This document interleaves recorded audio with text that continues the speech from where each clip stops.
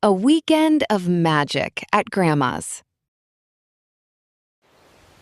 Is there real magic in the garden? Of course, my dear, especially when we are together.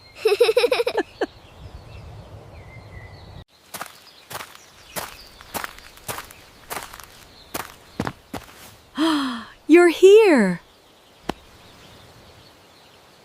The garden gate gave a happy little click as Larisa pushed it open. The air smelled like lavender and sunshine. She heard the crunch, crunch, crunch of her shoes on the gravel path. Suddenly, the front door creaked wide, and there was Grandma Milena with her arms open like a warm hug waiting to happen. Larisa dropped her bag and ran as fast as she could. "You're here," Grandma whispered into her hair, smelling like vanilla and peppermint. Now let's press these out together, sweetheart. Just like that. In the kitchen, the big grandfather clock went tick-tock, tick-tock, keeping time with the rhythm of their wooden spoons. Grandma Milena helped Larisa tie a giant apron around her waist.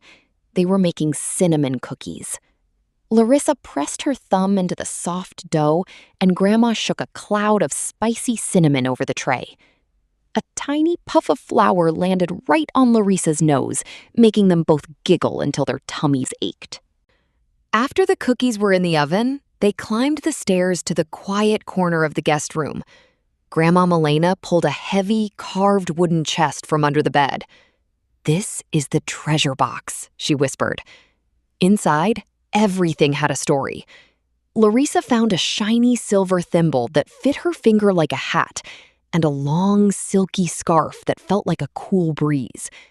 They sat on the soft rug, passing the treasures back and forth. The best batch yet.